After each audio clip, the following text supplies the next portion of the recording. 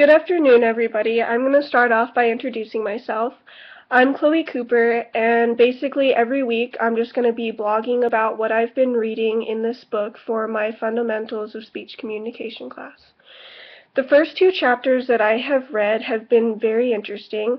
Basically, the first chapter is about the silly techniques that have been told to public speakers to use before they're about to go on stage or anywhere, and how a lot of the time most of them are just absurd and totally don't work. Like, I don't know about you guys, but I don't know how thinking about anyone naked has ever helped anyone public speaking, and usually it comes off as a way worse idea. And the first chapter also talks about how many famous public speakers get nervous all the time, and a lot of them sometimes have speech problems like stuttering or pausing or just all of a sudden freezing and not being able to finish their speech. The second one talks about how public speaking is one of the many fears that people have all the time, even more so than death, which is kind of surprising because a lot of people publicly speak all the time. You're publicly speaking to your friends, your teachers, all of that on a daily basis, and if you really think about it, death could probably be a lot scarier, and it's weird that that's not even on the list. So I'm just going to go ahead and give you a little advice of what I think about these two chapters. Basically, I totally agree with the two chapters on the sense that, first of all, some techniques shouldn't ever be used because a lot of them are silly and totally don't help you all the time.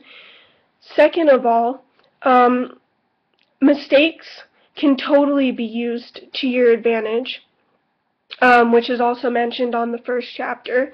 No one really wants to hear perfection all the time.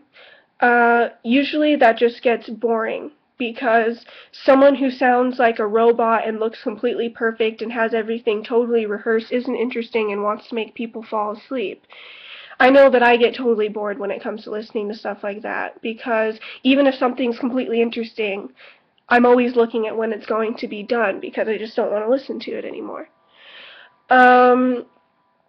And so I'm the type of person who's really sociable around my friends, really outgoing, totally okay with talking in front of people, but when it comes to public speaking, I don't know if you can notice it, I'm totally nervous right now, and I feel completely awkward in front of everyone.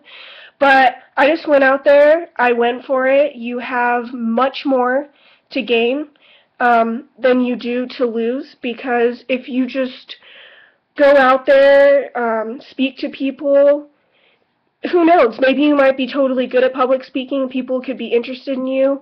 I know as my career path, I want to become a psychologist, and I'm going to have to be meeting plenty of new people a day and talking to them, and I'm going to have to learn how to be totally comfortable in front of crowds. So I totally use my mistakes as an advantage. A lot of people think that I'm quirky. I get that a lot. I don't know. Some people say that when I act totally awkward, that I can be kind of cute, so I guess I can totally use that as an advantage. Seems a lot less boring to me than being totally perfect, because, I mean, people can act like it, but no one's perfect. So, just go out there, take my advice. Here's someone completely uncomfortable right now, teaching other people who may feel uncomfortable to just go out there, follow your heart, speak when you want to. It can be about anything random. Just broadcast yourself, go out there, do what I'm doing. The book that I've been reading is totally interesting, and I don't know. Thanks all for listening.